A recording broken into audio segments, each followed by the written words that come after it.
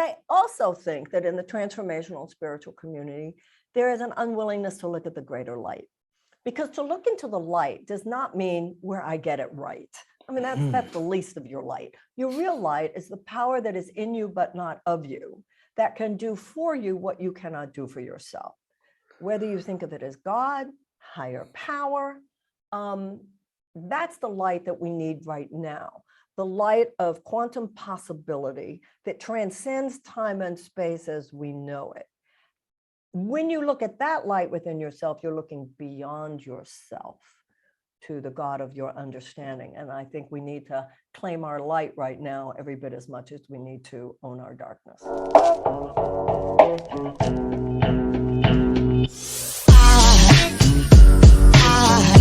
There goes a sight from my soul.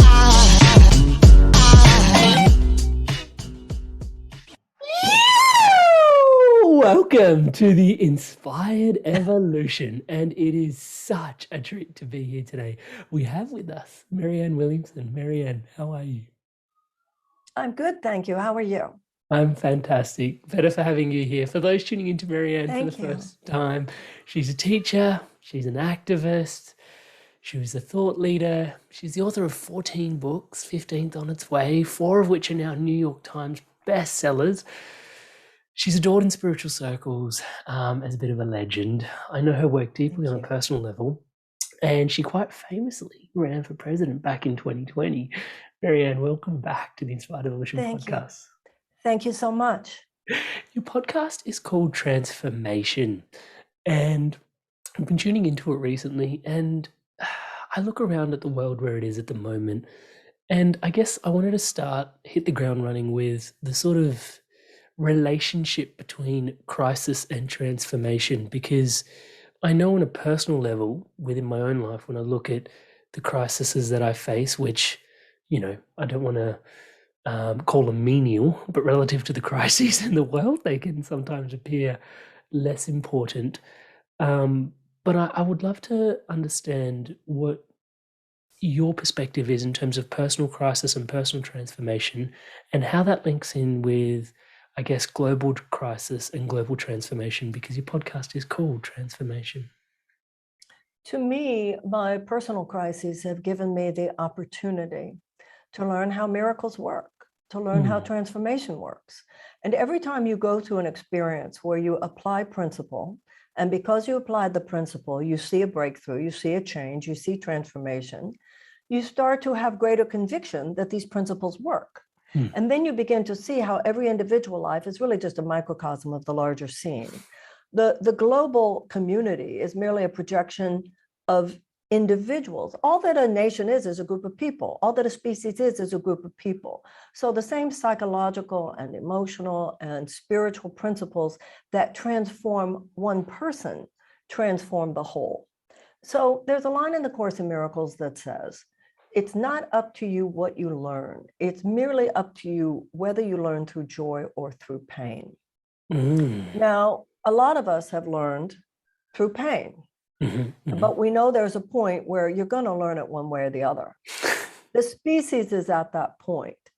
We have, as a global community, refused to learn certain things about how to live on this planet.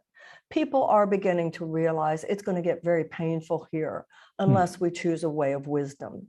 And those of us who have experienced enough in our own lives to have conviction, you know, one of the lines in the Course in Miracles is that miracles arise from conviction.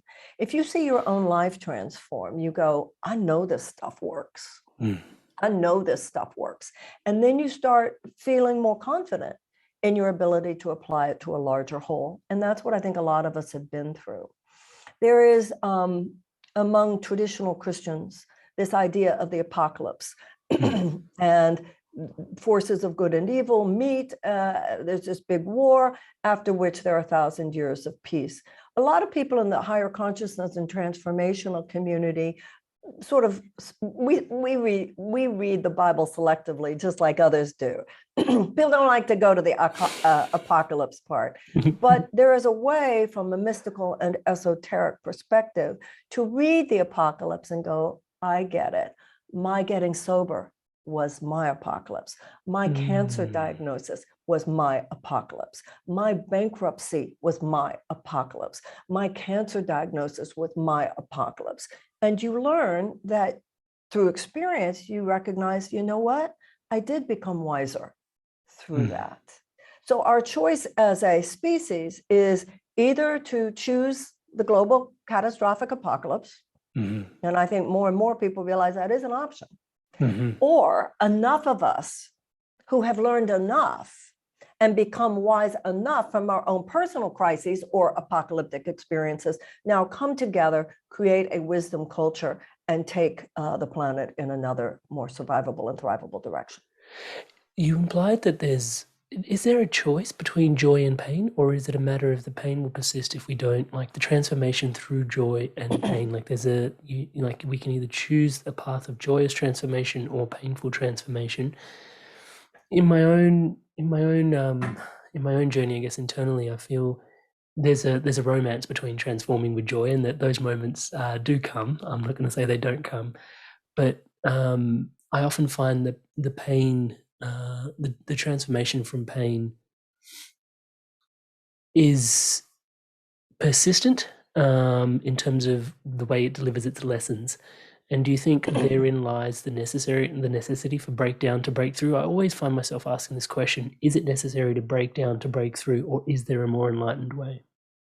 Well, I think in terms of the global community, how much more breakdown do you want to get? Yeah. How much more pain do you want to get? And I think privileged people need to be really careful when we talk about our pain, because most of the pain that you or I or people watching would have experienced, however intense, for most of us, it is nothing compared to the chronic layers of tortuous hunger, starvation, and so forth of people, of billions of people on the planet.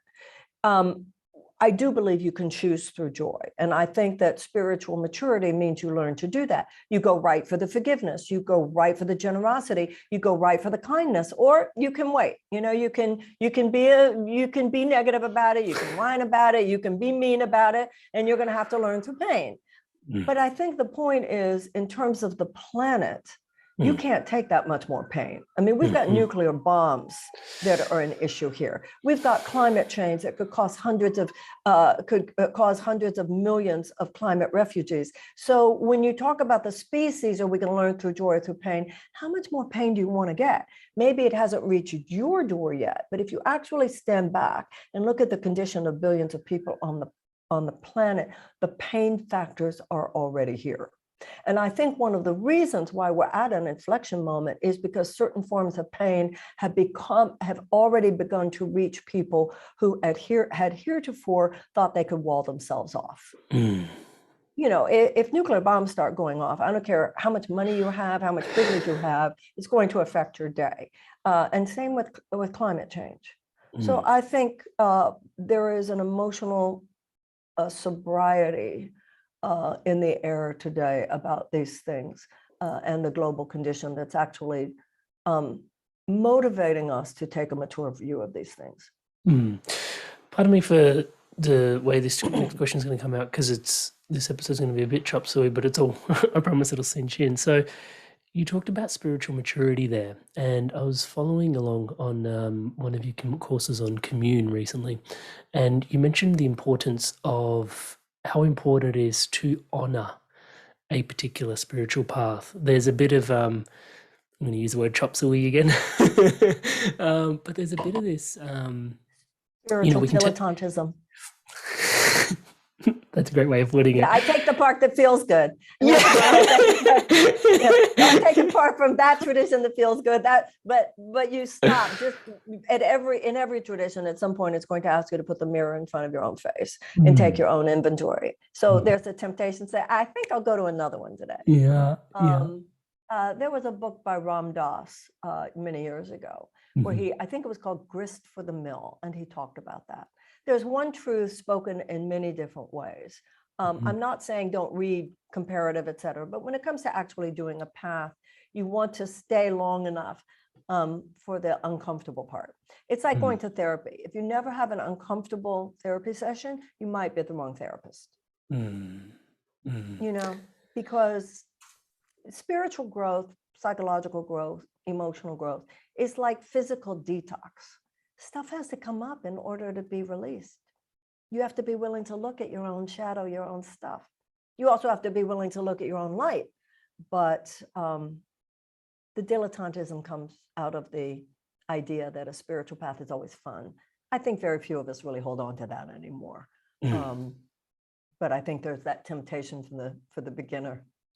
Yeah, and do you think that I want to look at that on the micro, the willingness to sort of, I need less fluffy language around this, but let's I'm just going to articulate it the way that I can. The dancing in the light rather than having a look at our own shadow work, the stuff that actually emerges within us that is harder to look at, the uncomfortable stuff. Do you think that is what is part of the collective condition at the moment in terms of, because we can see you mentioned the word apocalypse, and it's probably not the word that I would love to use, but we can see the demise of many things around us right now, species, environment, even just socially things are degrading. Do you feel like that is tied into our lack of willingness to look at some of the more uncomfortable things? Like we can see the writing on the wall in many places, and yet, however, the transformation doesn't readily lend itself to everybody. Do you feel? Well, I think there has been a real tendency in the higher consciousness and transformational community over the last few years to keep things real apolitical. I don't want to look at negativity. I don't want to look at global hunger. I don't want to look at global poverty. I don't want to look at species destruction. I don't want to look at climate change. I think that's starting to change. I know it's starting to change, but that has been an impulse. And this misuse of spiritual principle, people saying, what you look at expands. Well, if that were always true, then if you had stage 1 cancer, the oncologist would say, let's not look at it because it'll expand. No, if you have a stage 1 cancer, if you don't look at it, it's more likely to expand. I think there is a greater maturity in the air. But I have to say this, I think it's twofold. I think that there has been an unwillingness to look at the darkness, not only on the planet, but within ourselves. We all go through that. You know, if those things are true about me, then I must be an awful person. Therefore, I don't want to look at it.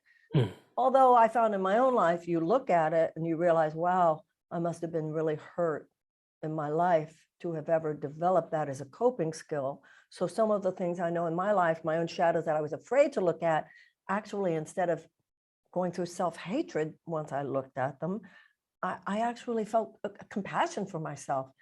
How hurt you must have been. So I think a lot of people have kind of gotten that if you're in a safe space, counselor, spiritual practice, whatever it is, looking in the mirror, it's almost something you want to do because, okay, let's deal with it and try to heal that. But I also think that in the transformational spiritual community, there is an unwillingness to look at the greater light. Because to look into the light does not mean where I get it right. I mean, that's the least of your light. Your real light is the power that is in you, but not of you, that can do for you what you cannot do for yourself. Whether you think of it as God, higher power, that's the light that we need right now. The light of quantum possibility that transcends time and space as we know it. When you look at that light within yourself, you're looking beyond yourself to the God of your understanding. And I think we need to claim our light right now every bit as much as we need to own our darkness. And is that why the deep honoring of a particular path will always lead you, well, not always, but generally when we're honoring a deeper path, we're encouraged to not just skirt on the surface and have a look at those deeper things. There's always that deeper sort of relationship that we're invited into, whether it be with suffering or whether it would be with discontent or desire, in each of the spiritual practices, whether it's Judaism, Sikhism, Hinduism, or do you find that? Is that?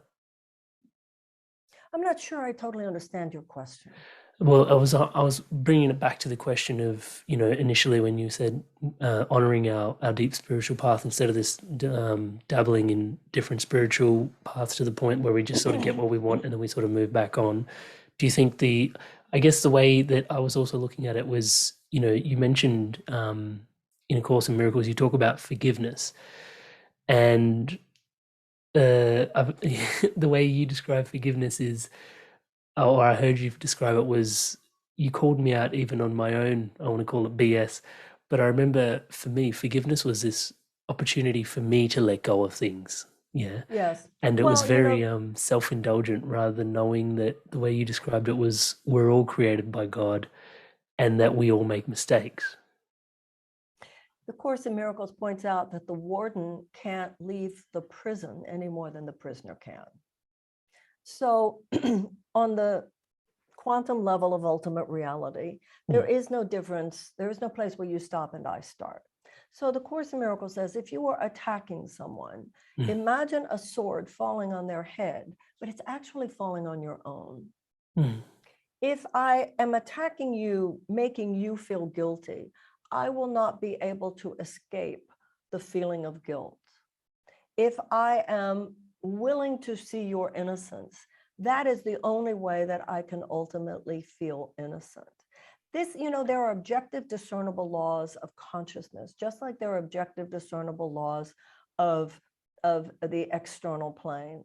It's simply knowing how things operate. You forgive because you say, I can hold on to my thought about this person's guilt as though I've never made mistakes. Or you can use this as an opportunity to bless yourself by blessing them.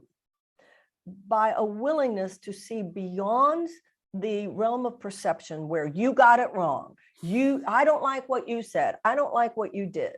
So the Course in Miracles says, whatever they did, whatever mistake they made, you are at choice what you're going to focus on. You want to focus on their mistake, you can do that. And that keeps you stuck at the level of focus on your own.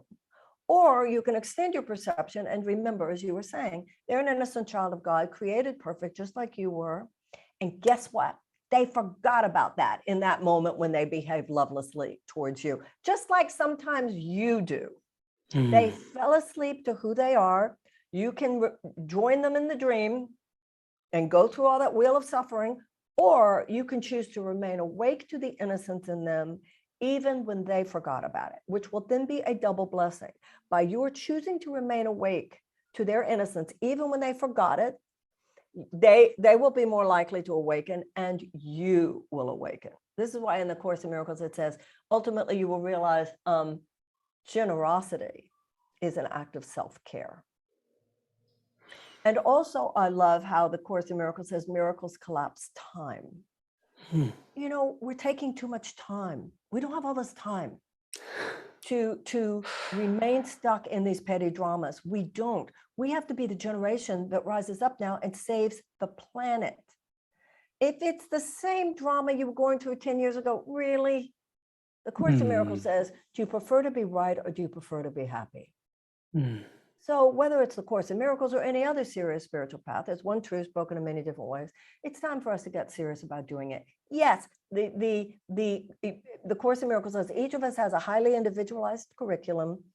Whatever relationships you're in, whatever situation you're in, and every moment is going to both invite you to rise and tempt you to fall. But it's just like building any other physical muscle. You're building your muscles of consciousness. Learn to joy, learn to happiness, so that you're not stuck in all this petty stuff all the time. You're still going to have to learn it. You're still going to have to grow. Shame's going to come up. Humiliation's going to come up. All that stuff's still coming up. But keep your eye on the ball, which is that enough of us have to rise enough right now to save the world in time. There's a massive hearkening to responsibility in there, because I find myself as you're sharing that, because there's a piece even within me now that looks at, okay, so the leaders of the world have, or the leaders in my country have X, Y, and Z, and that's why this is malfunctioning, or they could have done better. Now, how do we, is responsibility the key in there? Because I can sort of see myself sort of saying, the issue was created over there, and I would love to just blame that over there and try and get that to resolve it. Now, there's also those that created the problem, are they likely to solve it? And yet somehow we keep electing those people. That's a whole nother conversation. But the piece around taking responsibility then and accepting that the choices of others, we somehow have the power in the face of the choice of others. Well, you're in Melbourne and I'm in Washington, D.C. So we can't pretend. I mean, you say they're doing it over there. You're right. We live in democracies. And in democracies, responsibility means responsibility. You're absolutely right. We did elect them. Now, you would know more about Australian politics than I would, by far. But what we're told over here is that you did just make a fundamentally different choice. So we'll see. The choices of people we elect, the policy, it makes a tremendous difference. We keep saying it doesn't matter. It sure as heck does. If you had if Al Gore had become president of the United States, there would have been no Iraq war. So to say it doesn't matter who we elect is ridiculous, actually. There are also ways in which the entire neoliberal establishment is such, no matter what parties, but we cannot say they're doing it over there. And I think, as I said earlier, the apolitical trend within the higher consciousness community, I hope, is coming to an end. Right. Yeah. So one of the questions in there then is, I wanted to ask you this today, is democracy, is it just in recent times in the political science that democracy is so heavily linked with capitalism? Or is democracy available outside of capitalism? Well, I think it's almost the opposite. Is it, the real question is democracy possible inside unfettered capitalism? That's the real question. And once again, I can't speak about Australia, but in the United States over the last 40 some odd years, unfettered capitalism and short-term profit for corporations has actually replaced democracy as our governing principle. And that is the terrible crisis we're going through right now. Capitalism in America over the last few decades has become weaponized against the people of the United States. It is an unfettered, unregulated, amoral form of capitalism that has caused a massive transfer of wealth and opportunity into the hands of a very few people, which is the destruction of democracy. Because the whole point of democracy is that everybody has an opportunity to express their will. When you have such a massive concentration of wealth and power in the hands of very few people, this is actually more than to the detriment of people. It actually is an assault on democracy. So right now, that's certainly the big question here in the United States. People, an economic system should serve the people. People should not be serving an economic system, but more and more in the United States, that's exactly what's happening. Yeah, it became much more tangible for me to sort of see how the separation between the two, capitalism and democracy, when I started looking at, or just even how organizations are run. Because we believe in a democracy, but within an organization, usually a leader makes a decision and the decision is then trickled down to the people that are on the working floor, let's call it that. And when we start to ask the question, and this was just a question that was popped into my consciousness recently, which was like, are organizations behaving democratically, or are they behaving in an authoritarian sort of form where a leader makes a decision, and that decision you may not necessarily align to if you're working within that organization, but you are forced to eat it in many ways. Well, once again, I can't speak to what's going on in Australia, but in the United States, there has been over the last few decades a terrible suppression of, even demonization of, the labor movement. And theoretically, labor and the right to collectively bargain and so forth is one of the great counterforces to unfettered and unregulated capitalism, which behaves in the way that you said. Now, if you look at a country like Germany, it is written into law. A certain number of workers have to be on corporate boards and so forth. So this contest between the forces of capital and the rights of the workers, the dignity of the workers, and so forth is certainly the contest. Because you're right, what has happened is that the forces of capital now have accrued such power, not only within organizations, but within the country, that it is dictatorial in nature. When you have where the crisis emerges in the United States is that we now have unlimited amounts of money that can be given by corporations basically to political campaigns indirectly. So that you have this illegal, our system of government has become a system of legalized bribery. Yeah. If you partner, if you marry governmental power to a corporate power, this is the essence of what fascism means. So this is why in the United States, it's a very urgent and critical moment. Are you concerned at all, or what do you have concerns around sort of I know the United States is your country, so I don't want to talk about it this way, but potentially what is going on like geopolitically between the difference between the leadership model that China owns and that the different leadership model that the US embellishes. So China's like much more authoritarian in the way they lead, right? Yeah. Whoa. China is a straight on dictatorship. Right. You know, the Chinese Communist Party, I have nothing good to say about the Chinese Communist Party. So yeah, I'm not in it. So, you know, we have problems. You know, you could look at Australia, Europe, the United States. We have some big problems. We're fighting it, but in no way am I suggesting that the Chinese Communist Party is a model to emulate in any way, shape, or form. Yeah, that wasn't what I was insinuating. What I was asking was the fact that the authoritarian, like the powers in the world the powers in the world potentially seem to be transferring towards governments that have more of an authoritarian leadership. Okay, so yeah. I'm sorry, I don't mean to. No, that was please, yeah. You were gonna say. So this is dangerous. You have Orban, so you have Poland, you have Hungary, you have Turkey. The authoritarian strongman leaders are winning. Listen, we elected Donald Trump in this country. Yeah. So what has happened is that there are people who are attracted to the authoritarian model right now. There is no doubt about it. We're seeing it in our country. Democracy is messy. Democracy demands participation. Democracy demands a sense of responsibility. Now, what Franklin Roosevelt, one of our presidents, said is, we only have to worry about fascism or communism, he said, if democracy does not provide for the people. So what has happened in the United States over the last few decades, because of, in many ways, the suppression of democracy at the real democratic capacity, is that democracy has not provided for our people.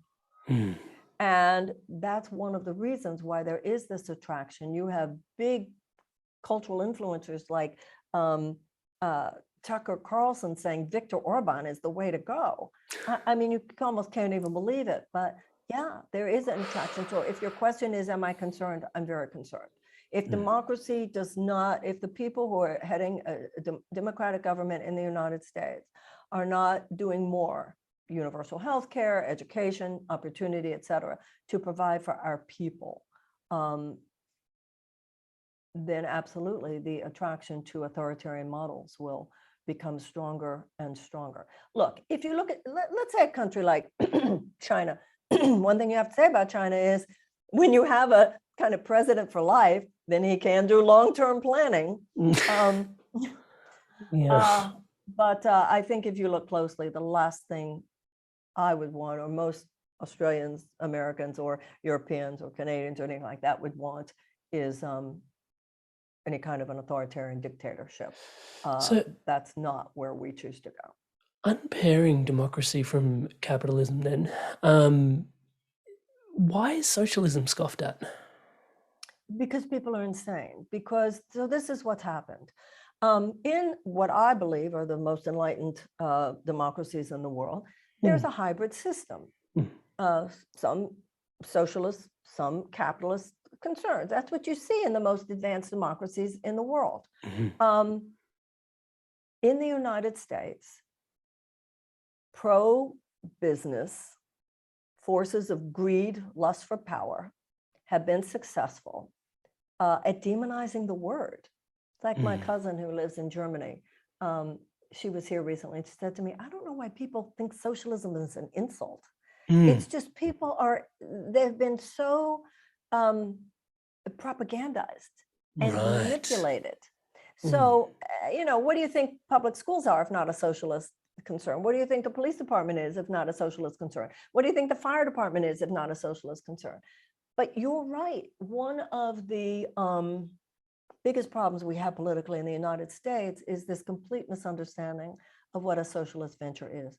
But a lot's changing because you have a lot of younger people in America today who are saying, first of all, what has global capitalism ever done for me? And number two, what is it about socialism I'm supposed to be so afraid of? The free healthcare or the free college?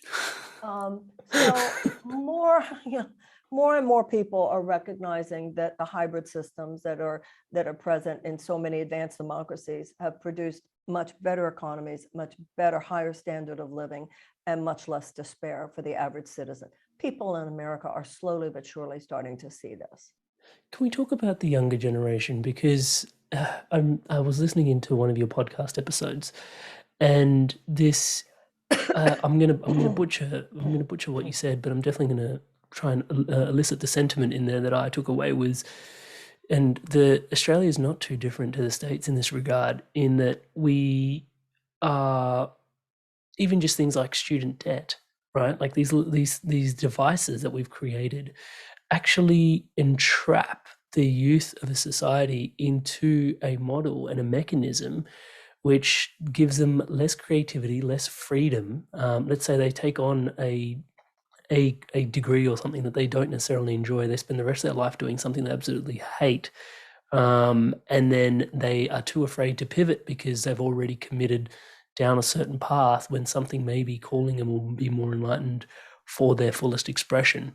And yet these devices are put in place, and capitalistically, we're making a lot of money off children and the youth in that way.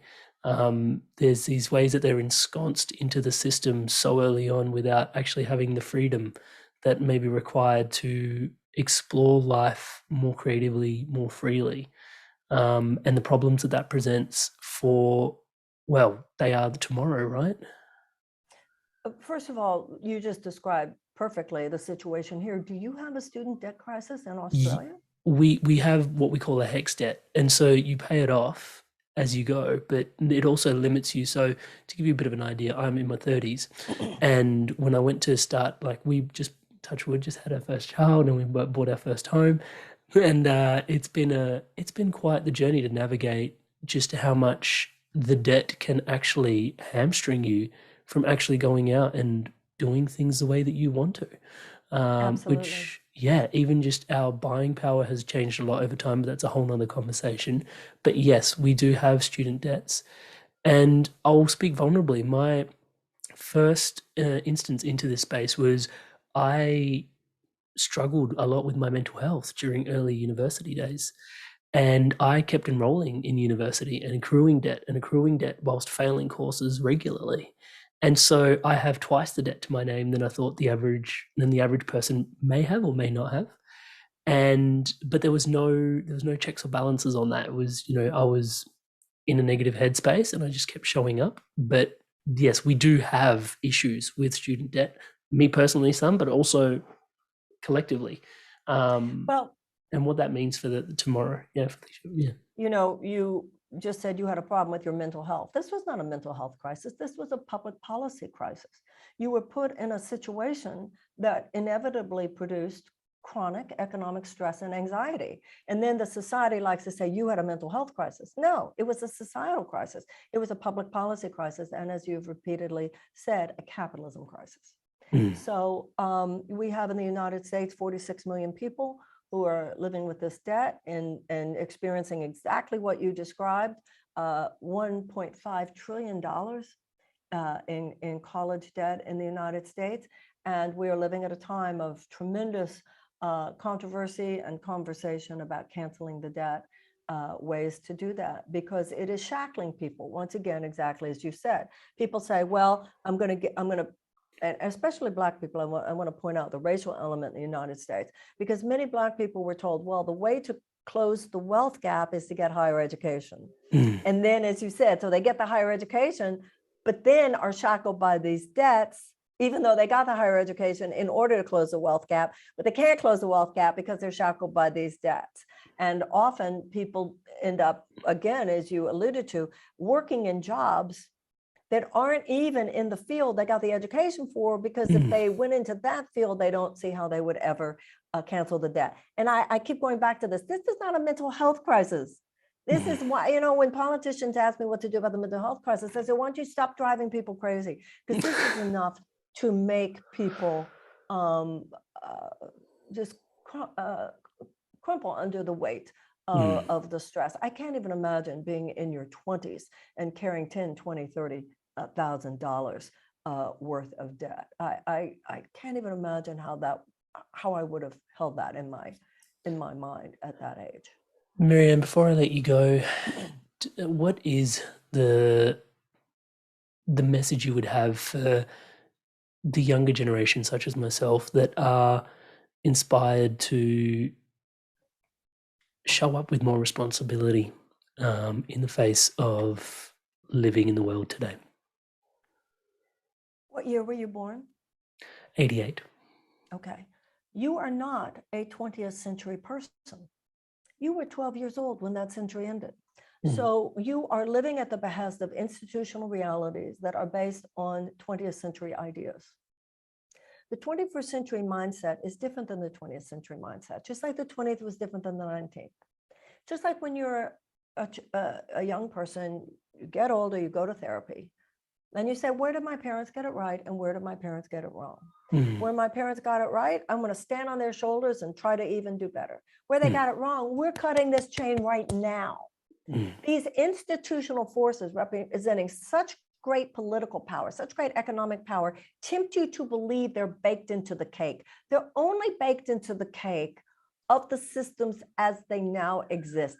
A 21st century person, it's partly in your mind. You should not, it's part of the individuation, just like you individuate as an individual, you individuate as a generation and as a new millennium. So that's the first thing, wake up. They're going to try to make you think, well, this is the way we've done it. No, you did it in a past century that way. That's number one. Number two, we do have to recognize, once again, I don't know some of the differences, Australia and the United States, but even as Western, it's civilization, it is as bad as we fear. And we can't pretend that it's not. The crises, the sirens are blaring.